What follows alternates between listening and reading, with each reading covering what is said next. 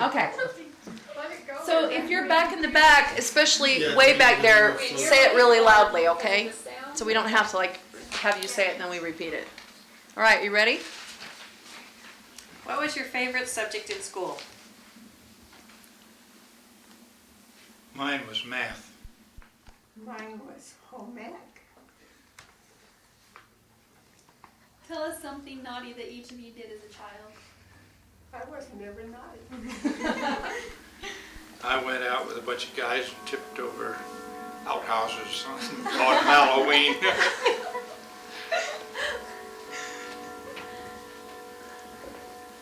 What was your favorite thing to do when you were growing up? A hobby or a sport? I love to ride horses. I love to play baseball. Right on. What jobs did you have to do on the Culp Ranch? Tell us about a typical day. That'll take all day. We started in the morning when we got up. We went out, or I did, and milked cows, 6 cows, morning and night. That's 6 cows in the morning, 6 cows at night. The same 6. And we had to feed the chickens and pick the eggs out of the hen house.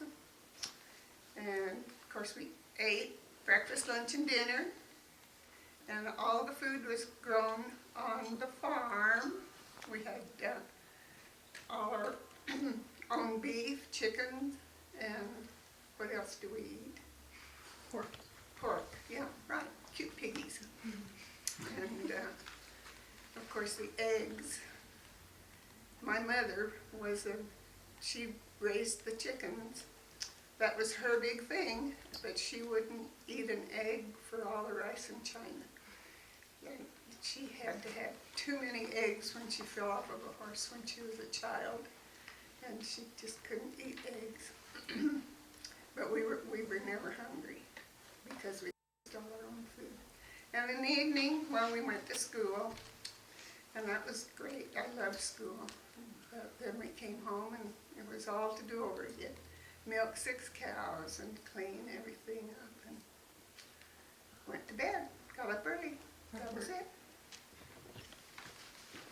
Grandmother milked cows with her long fingernails. I don't know how she did it with all that cow kicking her. Every time I lose a bucket of milk, my dad would say, "See, you've got those long fingernails." Get so mad. What is one of the lessons you learned from growing up on the farm that has stayed with you for your whole life?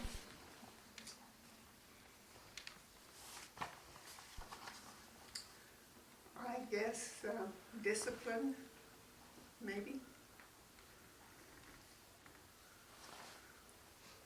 What is your favorite childhood memory? Let's see. I don't know, I don't remember. Getting a toy for Christmas. An airplane. I wanted an airplane, and that was the toy I got for Christmas. I guess mine was, I was surprised on one of my birthdays. We were poor as church mice, and my Aunt Bernice and Uncle Mason, here I go with my throat, they invited us over to dinner, which was probably 30 miles away from where we lived. And my Uncle Mason asked me to go out in the garage and get something. I don't even remember what it was. But here was a hard-tired bicycle. And that was my first thing that I really treasured. It wasn't a balloon, or it wasn't a, what was those kind called that had, looked like steel horns? What were they called? Somebody help me. Anyway, that was my favorite memory, I think. What was your favorite thing to do when you were in high school? I loved to play basketball. High Point Center.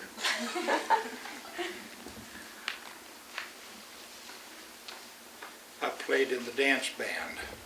I guess I enjoyed playing in the dance band for all the high school dances. Is that where Leslie got that? Leslie I played the bass. And I had a girlfriend, but I never could never ask her to dance with me. Well, always, you know, I always had the excuse that I had to play in the orchestra.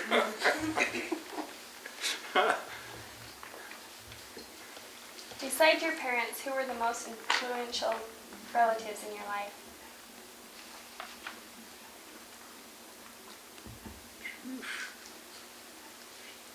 I guess my Uncle Charlie. He was a government Indian agent. He used to take us to the roundup every year, and he'd take us to the powwows that the Indians had out on the reservation, which scared me. When they'd do their war dances and so on. I probably would have to answer that my teachers, most of them, I was quite good friends with all my school teachers. Tell us a little bit about your first date. I can't remember. Did we have a first date? Well, I'll tell you what we used to do. Sometimes we'd walk through the cemetery and look at the tombstones and things, and then we'd go down and have a rib steak, which cost us $1 for a steak in those days. In a Chinese restaurant. At a Chinese restaurant. Yeah, it was a Chinese restaurant. Was it? Wasn't that you that was with me? So do you remember the first date? Do I? I really don't. My first date to me would be when we went to the post office and back, walked from school. Grandmother, tell us something romantic grandfather did for you while you were dating. When I was what? It's my Oh, question. Well, I'll have to say this, that when he was in Washington State going to school, I was at EOC, and he would come to visit me. And when he left, he walked down to the train station, and while he was waiting for the train, he would get on the phone, call me, and sing an Al Jolson song to me. Sing it now, it'll be great. I don't remember what one it was. Well, it doesn't matter. The April showers may come our way. They bring the flowers that bloom in May. And though it's raining, have no regrets, because it isn't raining rain, you know. It's raining violets. And when you see clouds along the hills, you'll soon see clouds of daffodils. So keep on looking for that bluebird and listening for his song whenever April showers come along. That was a bonus. Okay, how long did you guys date before deciding to get married? Well, probably 6 months, huh? Oh, no. It was a year. Before we decided, Oh, decided. yeah. We set the wedding up for the following year in June, I remember. So I would say we dated about, well, let's see. I went to school where she was for 3 months. And then I went to Washington State College. And when I came home at Christmas time, that's when we decided to get married in June. Helen, what were you up to during the war years? How did World War II affect your personality, and how were you changed by it? Holy cats, I can't remember. Living on the farm, though, we weren't rationed like the other people. We had plenty of sugar and gas and everything we needed because we were on the farm. What was the question? How did it affect your personality, or how did it change you? Personally, sorry. Well, I suppose I was just more grateful for the free country we lived in and the ability to do the things that we could do. I can't really say much else. I can't remember. I do remember, though, the other night I was thinking about something that we didn't have much at all. And I remember my mother arranged with somebody, I don't even know how, but all the poor people, and most everybody was poor like we were, we made our own mattresses for the beds. And I can remember sewing ticks, you know, they're called, the fabric's called ticks, I think. What? Ticking. And that was amazing. But it wasn't unusual at all for my brothers to have mattresses of straw. My mother would make big bags, and then we'd fill them with straw. And that's what they slept on. Were you ever afraid of what might happen to you in World War II? Or did the patriotism outweigh the fear? Talking to me? I tell you, I was only 18, and I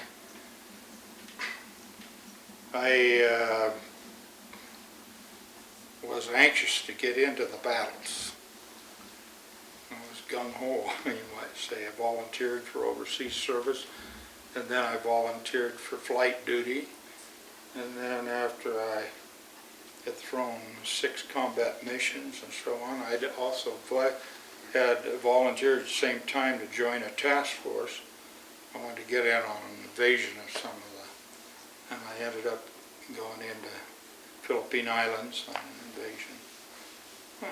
And, you never thought about getting killed. I never did. It didn't bother me in the least. I used to stand out and watch the shells burst out on the runway and so on. We had to run, one time had to take a truck down through we took it down the runway on the airport. They were shelling the airport. I was just dodging the shell holes. Didn't think about getting hit. That was because you didn't know me yet, right? Well, right, I didn't know you, but I used to walk through the cemeteries after the battles and read the names and used to think, you know, it wouldn't be bad if I was in one of those and somebody else was out, was alive, because I was really 19 then and 20. I wondered what I was going to do if I ever got out of this service. What am I going to do, you know? Who am I going to marry? I'm going to marry somebody? I don't know. I was just upset that, I guess teenagers are somewhat that way. I don't know. Are you? Worried about who you're going to marry or what you're going to do for a living and all that kind of stuff. It would have just been easier to have been shot. oh! So I didn't worry about getting killed or wounded or anything. Tell us how many different universities you went to, in what order, and what degrees you received. Bill needs to answer that. I only went to one. I came home from the service. I wanted to play baseball that spring. I got out in January, so I went to where my sister was going, which is also the same place where Helen was going, and played baseball. I went primarily to play baseball. And that was Eastern Oregon. It's now Eastern Oregon University, but that was just college, Eastern Oregon College. Then I had planned to go to Washington State. And while I was at Eastern Oregon, I wanted to be an electronic engineer. And my professor says, you don't want to do that. What you want to do is be a physicist. And so I went to Washington State University. I went to engineering class. I still set on being an electrician or electrical engineering. And the professor asked how many were going to be electrical engineers, and everyone in the class, almost every other one anyway, held up their hand. And so right then I decided I'd go into physics. And then after that, you got another degree? Oh yeah, I went from Washington State. We got married that summer. Then I couldn't find a place to live. We went to Washington State. We went to Washington University. We came down to Oregon State, Oregon University, and I just threw up my hands and said, well, I'll go back to, I can go another year for Eastern Oregon College. And so they had brought in a bunch of military trailer houses and set them up, and they had a big park there for married students, and that worked out real good for us. We went, well, pretty good. We had a community bathroom where we had to run to take our showers and so on. And then from Eastern Oregon, this is a long story. I ended up though at Linfield College, and they had a great undergraduate physics program, really great. And then I applied for Oak Ridge Institute of Nuclear Studies came through and wanted students to apply for a fellowship. And so then that meant a year at Vanderbilt University and then Oak Ridge, Tennessee. So I got the fellowship, 20 of us in the whole nation, and I got chosen. That was really great.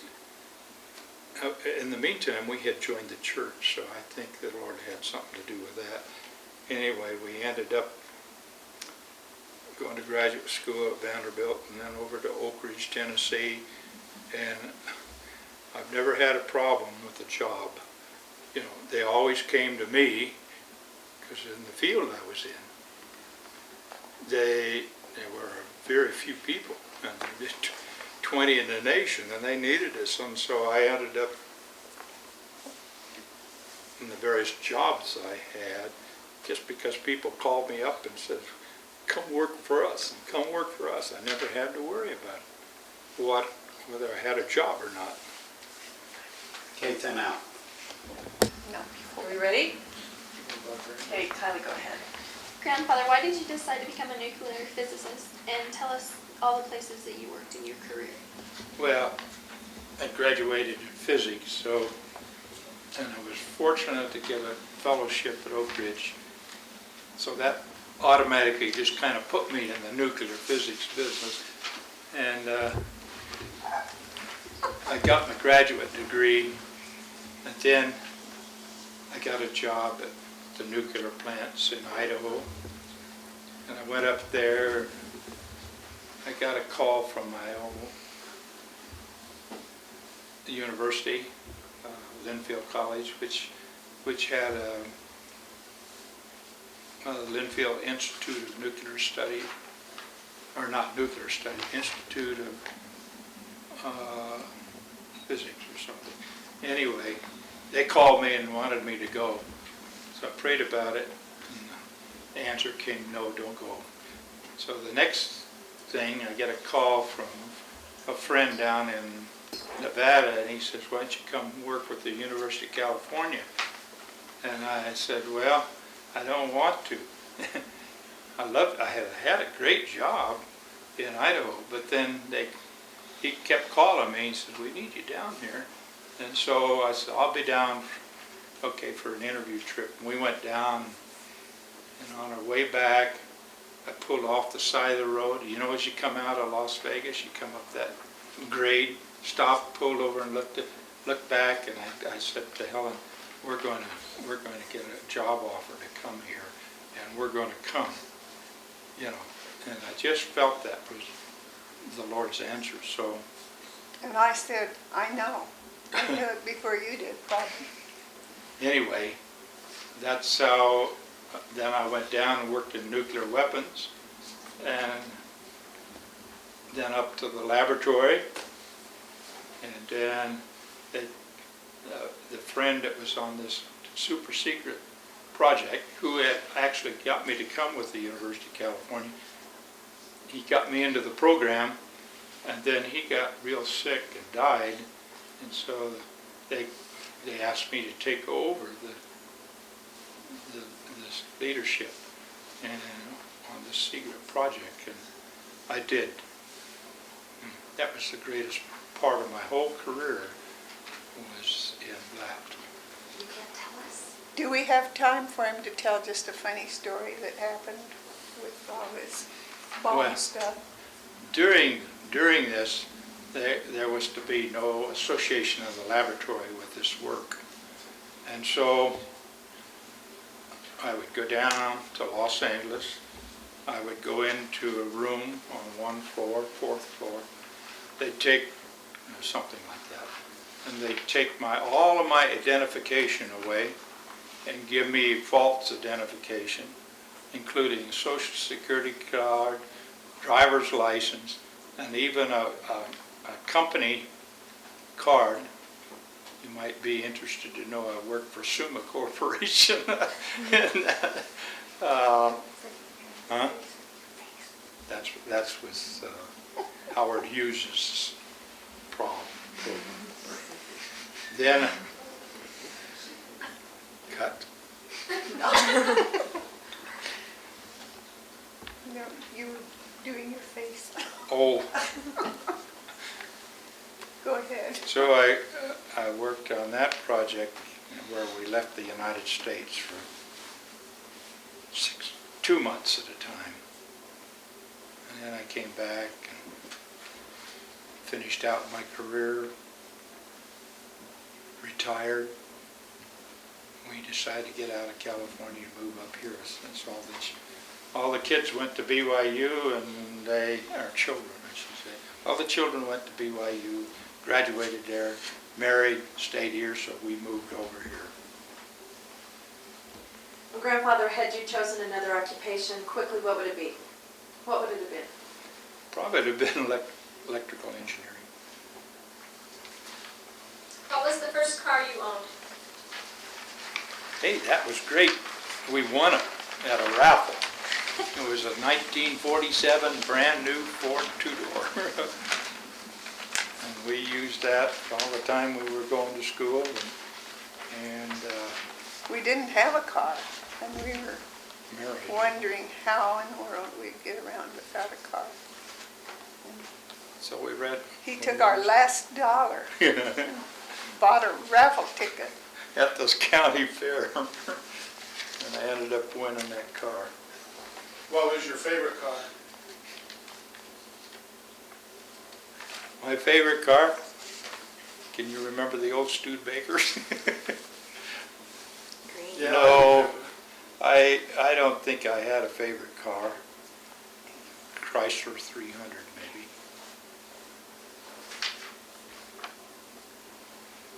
How long was it between the time the missionaries first met you and you were baptized in your baptism? Well, they had what was called the Anderson plan in those days, and that took 3 months. 3 months of lessons, one every week. And during that time, you were supposed to read the whole Book of Mormon, which we did. So 3 months and probably another couple of weeks when we missed appointments because of Thanksgiving or something. No, it wasn't Thanksgiving, it was the summer vacation. Anyway, we were baptized on the 6th of November, is that right? 6th of November 1949. And they had met with us during that summer. I was going to summer school, incidentally. Then I had 2 weeks off before fall term started. What do you remember about the day you were baptized? What do I remember about it? Greg, he was 2 years old. You want to answer this? 2 years old, and what I remember about him, he was running all over the chapel, and we had a meeting before we went into the baptismal font, and I was so afraid that he would fall in that baptism and drown. That's all I remember about it, other than that the missionaries took us to smorgasbord afterwards. And one of the missionaries saw a little caramel thing. Great! Threw it in his mouth while we were going through the line, and it was goat's cheese, and he just about choked it. It was so funny. We had to drive from McMinnville to Portland, Oregon to get baptized. Baptized in the Columbia Heights Ward. What was the hardest thing about joining the church? Did you have to give up any habits, and how did your families react? It was pretty hard for me. I had been raised among the Mormons, but they were Jack Mormons. You know what that is.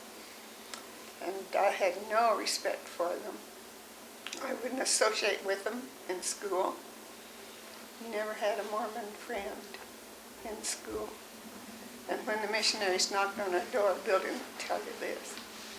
I'm not proud of it, I guess, but I just told them I knew all about them. I wanted nothing to do with them, and started to slam the door. And then I thought, Bill is so interested right now in the Baptist church, and I don't think that's a good idea either. So I invited him back when Bill was home, and one thing led to another.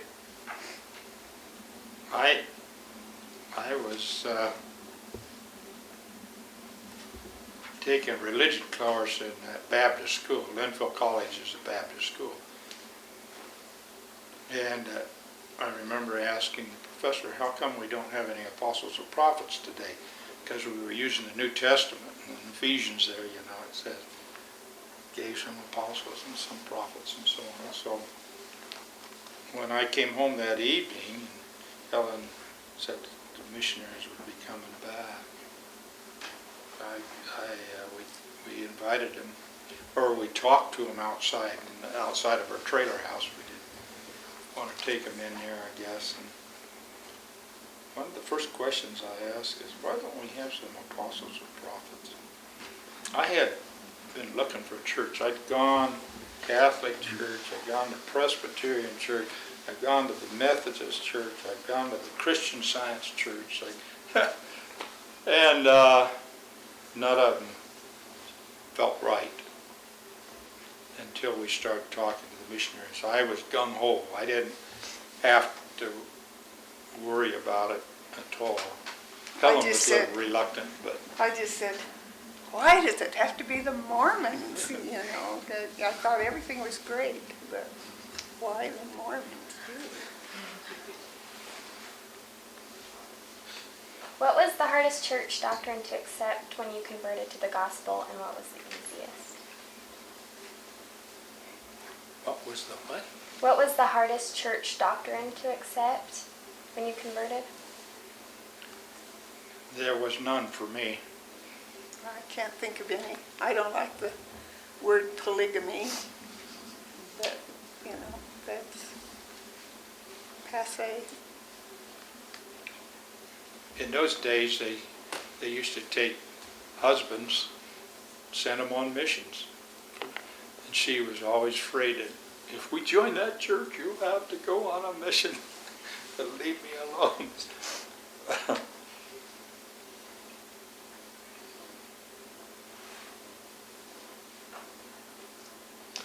Grandmother, you used to drive a 6x6 military truck, and now you no longer drive. What was the turning point that made you lose the desire to be behind the wheel? Would you believe I used to fight Bill's sister Marilyn to drive the car? We took our driver's license test from Bill's dad, who was giving it during the summer while he wasn't in school. And I drove all my life until, I don't know, a few years back. And the thing that really topped it off was I got arthritis and something in my right hip and knee, and was taking quite a lot of heavy dose medication, and they recommended I not drive. And I still can't get in the left side of the car very easily. I need a derrick to put me in. In Hawaii, on your mission, did you ever knock on doors? No, we didn't have to. They came to us at the visitor center. And the only time we knocked on doors was when we went to people's homes who were willing to feed us. What was the best thing about your mission to the Hawaii Temple Visitor Center?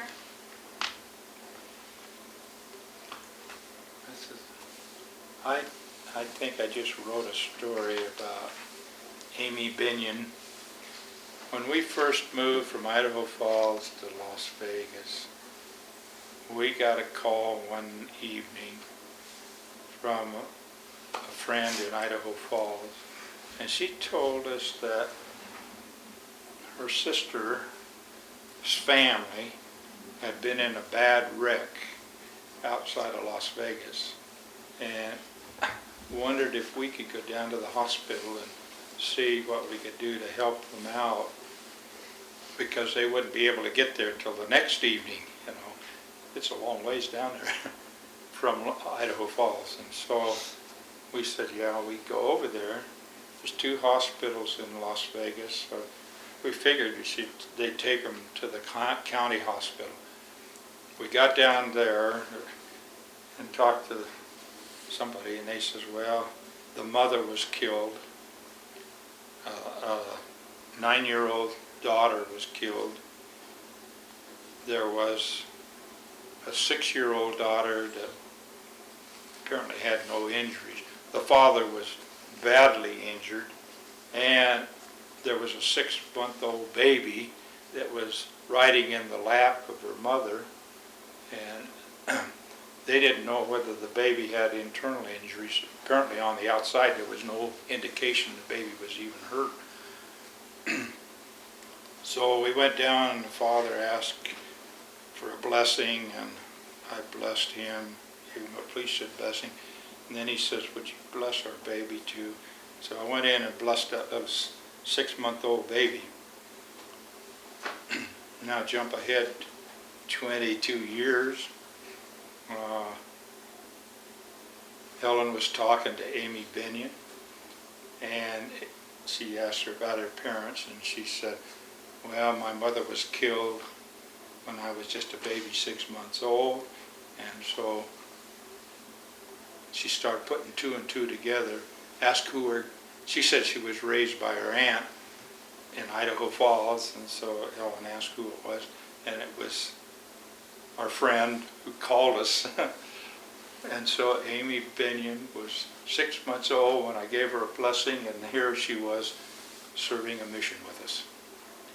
I'm really inquisitive, as if you don't know that already. And so we really had a nice visit, and I got all that information out of her, and it was amazing. What was the question? I had something to say. Her father never recovered really very well. he's still alive, but he's got mental problems because he was driving. It was a one-car accident. He fell asleep like a lot of people do down in Las Vegas. I'd just quickly like to tell you something that happened to me on our mission that was really meaningful. When we lived in California, I was in charge of taking Relief Society out to the prison. And we did this weekly, but I was in charge of assigning the different wards to go. And it was a big project and a very successful one. And when we were on our mission, I got a phone call one morning, and Sue called and said, Sister King, I've been praying for some help, and your name keeps coming to me. And she said, I've done this 3 times, and I finally have to call you and talk to you, and I know you don't know who I am. And I said, well, we don't only been in the ward a couple of weeks. And I said, I really do remember who you are. And so I asked her what her need was, and she told me that she had just been given this big assignment to go to the prisons and work and take the gospel into the prisons. And she knew nothing about me, and that I'd had all this experience. And so it was a great thing to have to work with her and get that prison program started there on Oahu. And before it all ended, it had gone through all the islands of Hawaii, all of Hawaiian Islands. What church callings did you enjoy the most, and why? I loved Relief Society. I loved to be president, and I loved to be in the state presidency and think up all these things to do that they no longer do, so it wouldn't be as fun for me now, probably.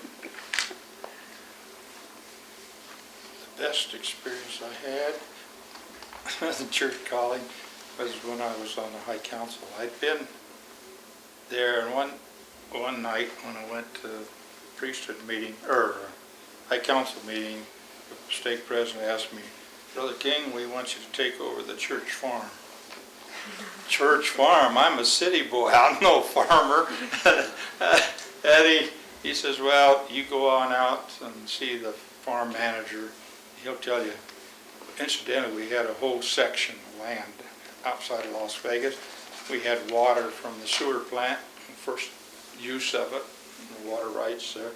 And so, man, could we raise crops. We raised hay like you wouldn't believe. And we had 600 head of beef cattle and 130 head of milk cows, a few pigs and chickens. And my particular assignment was with 600 beef cows. And if you don't mind, I'll tell you this story.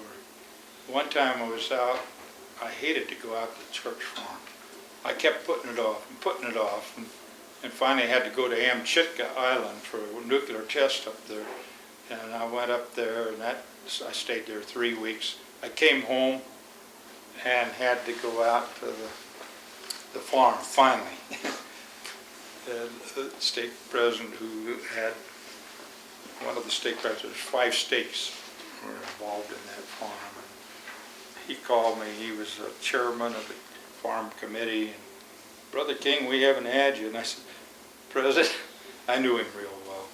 President Earl, I've been out of the country. I've been up to Alaska, and then, so that sort of got me out of that. And then I went out there to the church farm and started working out there. One day I was standing there looking at those cows, and just as clear as could be, the Lord spoke to me and said, what do you see? And I said, I see cows. I knew immediately that that was the wrong answer. And he says, what do you see again? And I said, well, I see a brown cow, and there's a spotted cow over there, and there's a white one, and that's not the answer. And the third time he says, what did you see? And all of a sudden, you know, my heart started to thump real hard, and you know how the Spirit comes over you. And I said, I see a living soul. And he says, that's correct. You know that I created all these things spiritually before I put them up on the earth. And they are for the use and benefit of man, to gladden the heart and to, as it says in the 59th section of the Doctrine and Covenant. And that was the best calling I ever had. I loved to go out there and mingle with the cows. How did you get excited about genealogy? What'd you say? How did you get excited about genealogy? Even before I joined the church, I knew the church was involved in genealogy, and I went home for Thanksgiving, and my mother had a book of the Hoskins family, which was her maiden name, and I was reading through it, and I said something about, gee, you know, this is really interesting in the church, and that set her off. She really let me have it. Oh boy, it was pretty bad for joining that church. So ever since I've been interested.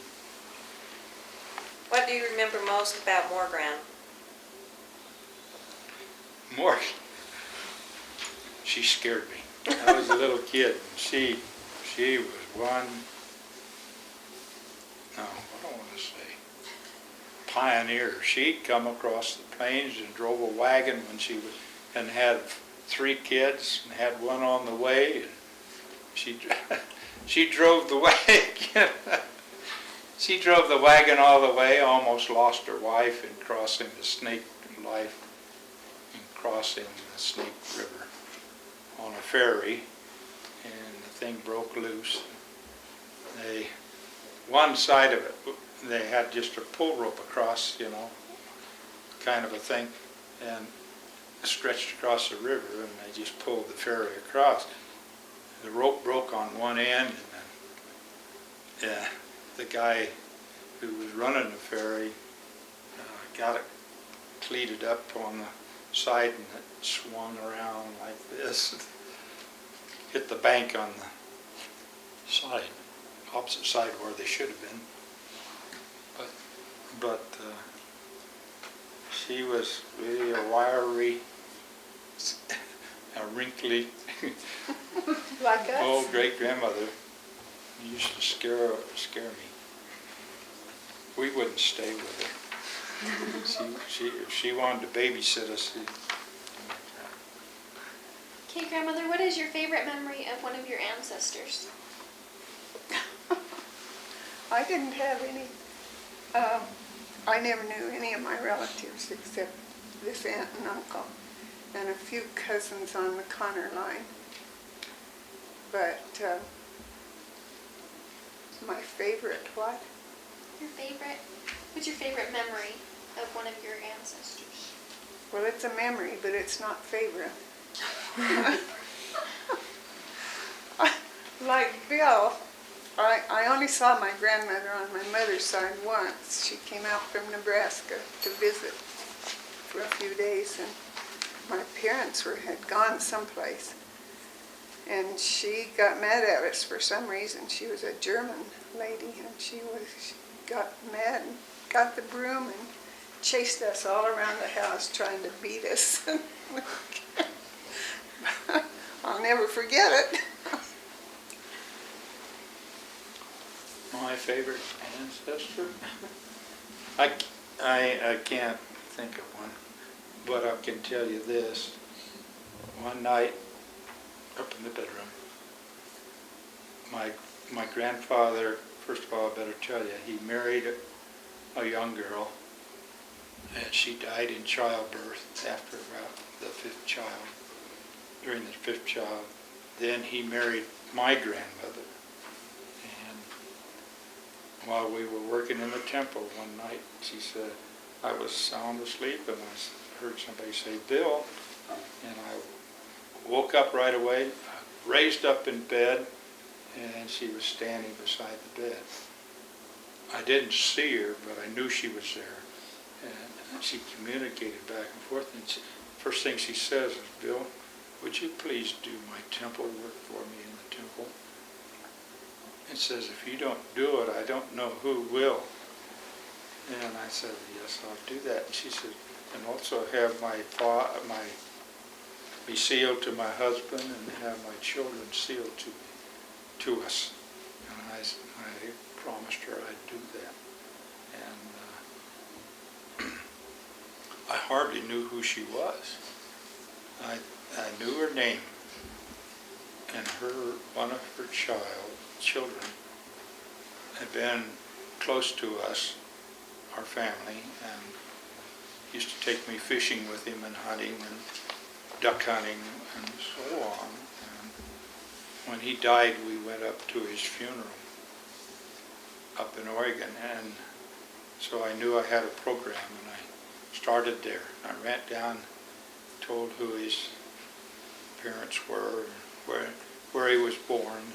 I went down to the genealogy library.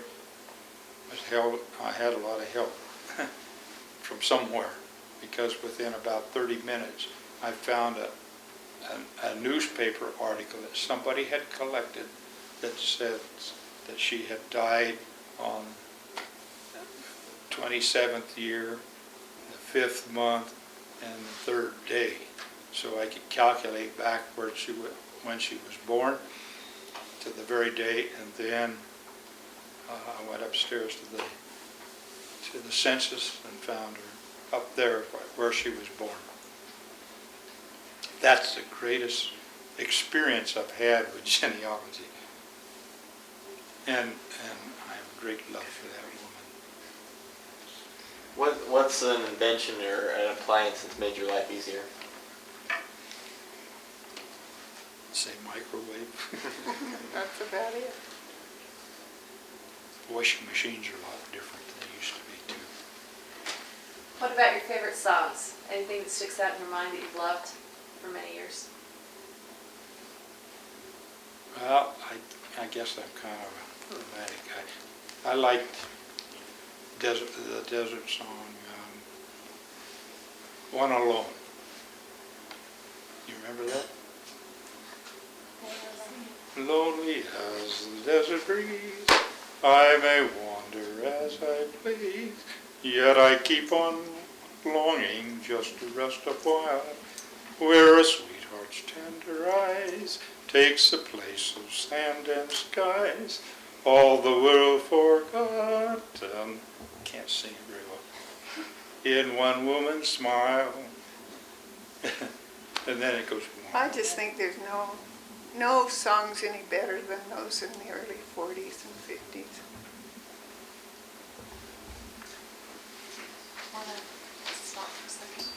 This is good, and we'll kind of go back and forth between you so we keep it going, and that's Yeah. great. You guys are doing a great job. This is interesting. Okay, Steve. What's the scariest thing you ever did? Drown. Tell us more. That was it. Oh, in my teens, all these boyfriends of mine around the local swimming hole, pool. The natatorium is what we called it. And they threw me in the deep end. I couldn't swim. And they left me there and watched. And finally a man on the side jumped in and saved me. Just during the war, probably, on one of the missions we were flying, we went out in a B-24 this time, And while we were taxiing out to the takeoff, the tail skid on the B-24 was hitting the ground. So the pilot told us to move up from the waist up and sit in the bomb bays. Well, on a B-24, all the planes take off with their bomb bay doors open. And so I was sitting in this little tiny catwalk and hanging on around the racks that held the bombs. And we went down the runway, and I kept looking and looking and looking, and this thing still hadn't gone off the ground. A full load of bombs was about 4 ton in a B-24. And so we kept going down the runway, and at the end of the runway they had tar. This was a concrete runway, but then after that they had a place where it was just tarmac or whatever they call that. And we still hadn't got off the ground. And I looked down, and here we were going on this tar. He finally lifted it off, and we started out. And I had to sit there till we got, and me afraid of heights straight down. And I sat there in the bomb bay with my arms locked around the rack and looking down 10,000 feet. He didn't close the door until we got at least 10,000 feet. And then I crawled back in. I didn't dare crawl back while the doors were open. I might fall out. So I think that was one of the scary times I had. I rode in the belly turret one time and looked down, watched the bombs go down, hit the ground, shock waves go out. You've seen them in the movies and so on. What's your secret to good health?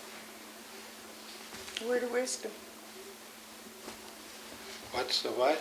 Secret to good health.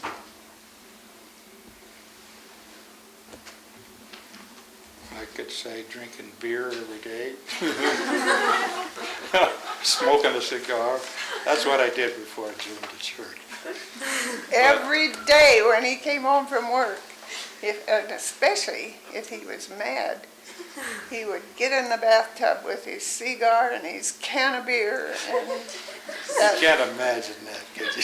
But also, when he was playing baseball, he would get the spectators so riled up that I thought he was going to be killed. You can't imagine the soft little fellow now. You just put a baseball uniform on me and my personality goes. Okay. What is your favorite food and why? I like everything, most everything. Boy? No, not boy. I think, I can't even remember the name of it, but it was corned beef in taro and leaves, baked. It was really good. Why do you like to eat everything on toast? Connor, what did I eat on toast that you saw? Oh, yeah. Well, she eats peanut butter a lot on No, toast. I don't. Whatever's I like,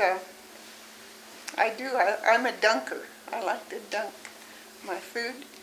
And when we're with Connor, I usually eat some strange thing on toast that he would never eat.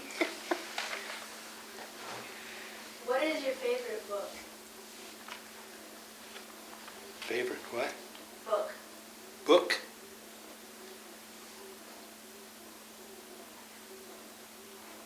Wow. There's a lot of.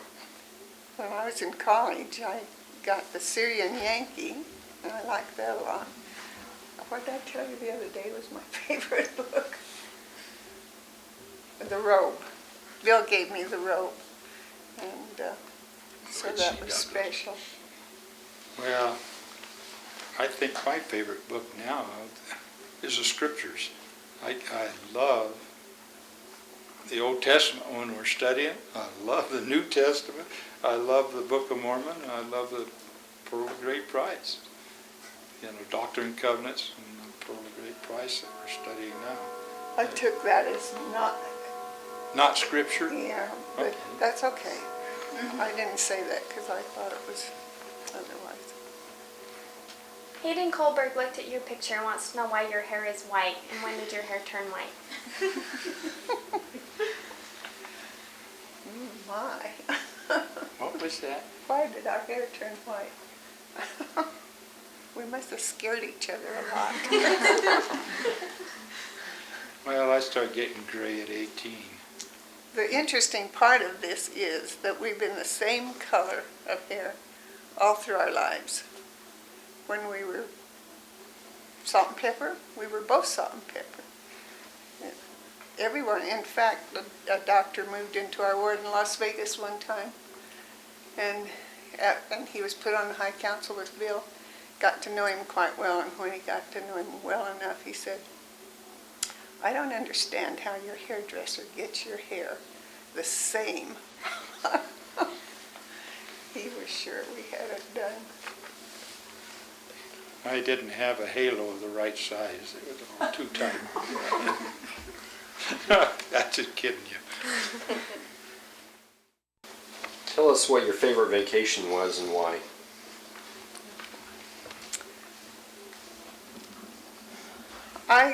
I just love traveling the world. And again, I guess because I'm so inquisitive. I love Scotland. Spent a vacation over in Scotland. And I love that place. Maybe I got a little Scottish blood in me. Outside of church and family events, what was the happiest day of your life? Outside of what? Church and family events.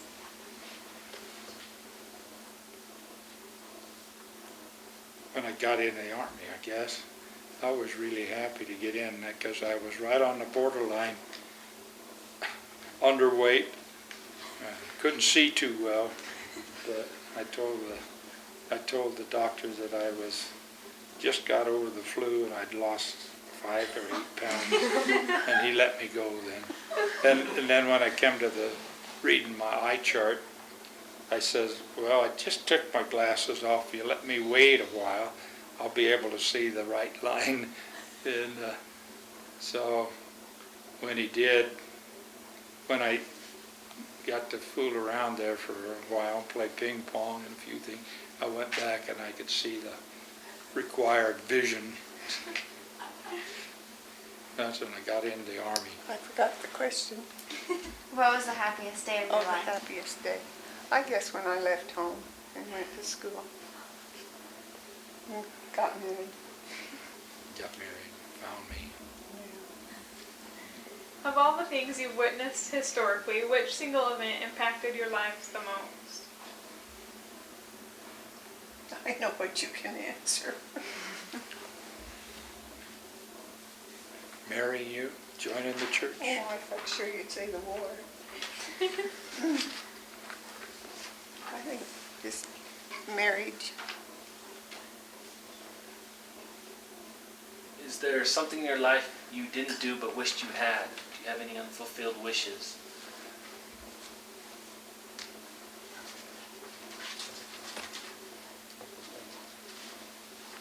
I can't think of I anything. can't either. I'd live my life over again the same way. I'd have a different childhood is all. Other than church and family, what accomplishments are you most proud of?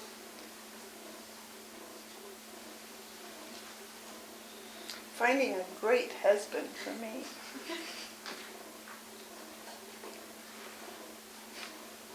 Other than Well, church and family. The greatest thing I think is, outside of family, was the work I did for the country. I love this country, and I've worked things that would benefit the country all the time, you know, all of my life. Starting out at 18, being in the war, coming home, getting an education, and then working in the nuclear field, which was helping, in a way, the country in nuclear weapons and so on. I could tell you a lot of good stories about it, but no time, sometime. When looking back on your life, how do you want to be remembered?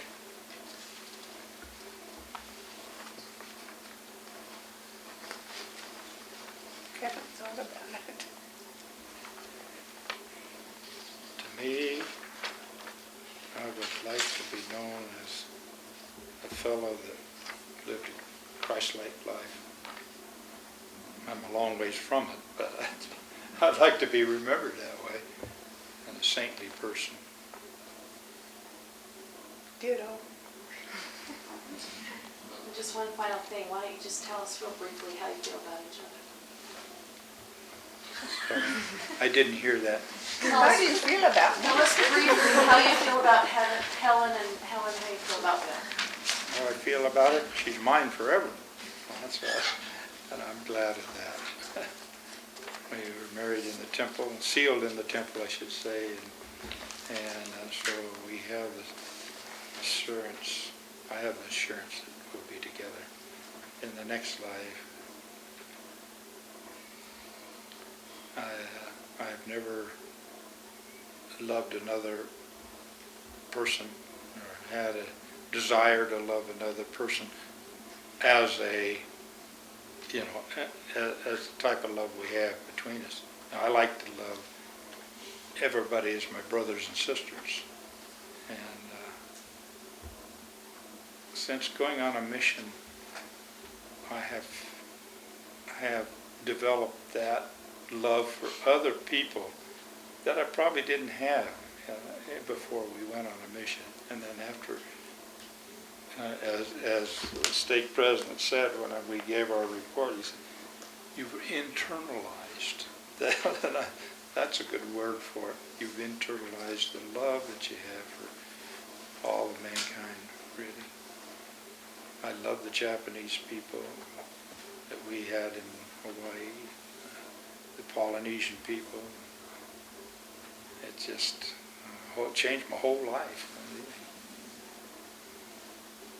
I think that's, he said it very well, but he's an unusual chap. An unusual what? Cat. Chap. There really isn't another one like him. And I'm glad I found him. He's the best. I do some crazy things. Well, that's true. And the best part of it is, I can't tell you. Too emotional. We got through it. Is having all you as a family.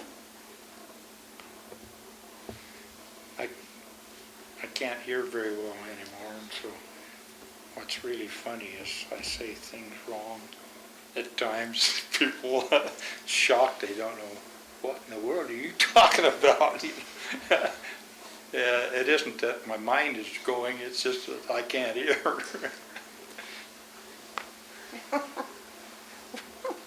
We'll get to visiting with somebody and something and get it all settled and everything, and then Bill comes along and starts it all over again. He didn't know we'd already settled it. Because we can laugh and talk. When you get old. You guys did great. Your life in an hour. Oh, yeah? That was good stuff. You haven't heard the best. Well, it's not, hopefully this year I'll get my history written and Fill in all the, fill in all the details. that's great. It should be, I'm pretty well finished with the text. I just got to put pictures in Wow. and so on. And then take it to a binder. Did you get us? Are you hungry That's yet? No, Taylor? I got most of the questions. Fourth appointment at 4:30, so we have like 5 minutes.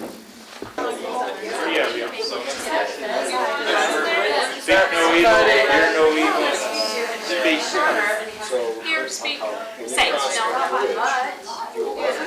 See no evil. Good. See no evil, hear no evil.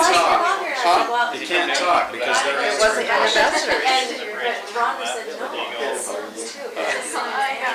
true. That's the way these are. And so I'm going to put you on the mailing list so you can find out, but it's every 5 years. Somebody told her if there was a Helen, did you want to? Oh, yeah. No, she's pregnant. She can't travel. I'll be too tired.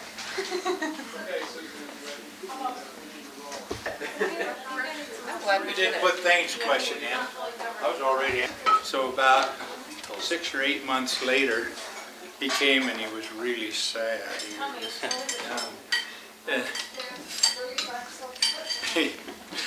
What had happened, his mother let him touch when the baby was moving. And my mother ate the It's funnier the second time. What? So that's a funny joke. Did I tell it to you the second time? Yeah, I'd like to understand. Then we go to Payless. It's alright because Uh, it doesn't matter. Sorry, I have to go. No, there. Oh my gosh, I saw that commercial and I saw the shoes. Sit down. We're what? Listening to you answer the question? Was it a funny one? You know, we have to cry. He used to. I had a snap answer this, I can't use it.